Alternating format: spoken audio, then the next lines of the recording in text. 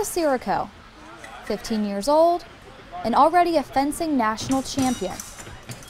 It's not a sport you hear most teenagers competing in, but at the DC Fencers Club, there are plenty of fencers young and a little bit older practicing a few times a week. Amanda comes from a family of fencers, starting at 5 years old. I decided to pick it up just because I wanted to be a lot like my mom and my dad, like most kids do. But I also wanted to be really good at it just so I could learn something new, and it was something I could do together, and it made me feel like we had quality family time. She's traveled across the U.S. and to Switzerland, France, and Sweden, competing against the best fencers 13 to 17 years old in the world. The biggest and most intense competition can be found at the USA Fencing Summer National Championship. When you're at a fencing tournament, you see a ton of people, and it seems like a huge event because you have 1,000 people amongst everyone. And then you go outside and no one really knows what fencing is, which is pretty amazing. But when we're in a community together, it's nice to see that there are a lot of people in the sport, and the sport's still growing. It was at this year's championship that Amanda earned her first gold medal at a national competition. I was really excited every time I'd win a bout because it was like, okay, I'm moving closer, moving closer. Finally, when I got there, it was like, okay, one more bout. So it's just it's a lot of motivation that comes with it, but it's also a lot of excitement. It feels like everyone's watching you, but I just had to kind of keep my nerves under control and just fence normally, which is harder than it seems, but fencing normally is the key because you're fencing like you like to fence. Yeah, once I won, I was just really excited, and then it's one of those things where you go to bed at night and you're like, I won today.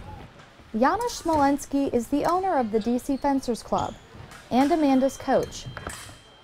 Janusz is from Poland originally, where he worked at one of the top Olympic sports clubs in the country. He sees potential in Amanda, the potential to win gold in even more prestigious competitions. With her talent and with her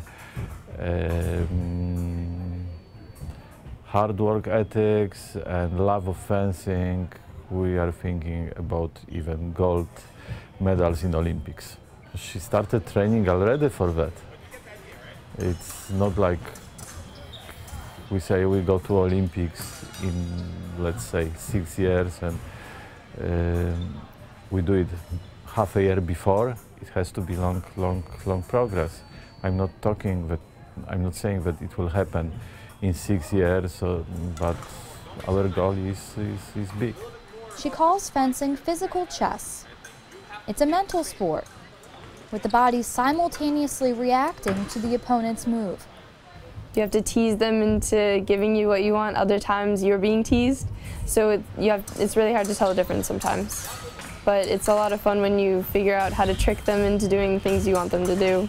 There's intensity, but there's also, I'm going to say, like, it's a very controlled sport to where it's supposed to be sportsmanlike, where we shake hands after every bout. We try not to be the meanest people, but it's supposed to be a respectable sport. Nationally, Amanda is ranked 3rd for fencers under 17. She needs to stay there in order to qualify for the Cadet World Team, the next goal on her list, but not the only one. I would like to make the senior team at some point, but I would also like to go to college where there's a good fencing team, as well as just keep progressing. She learns everything very quickly. She puts it to her fencing. It is a big pleasure to work with a person like Amanda. Now it's off to Austria to secure her ranking and her chance at making the Cadet World Team. Game on.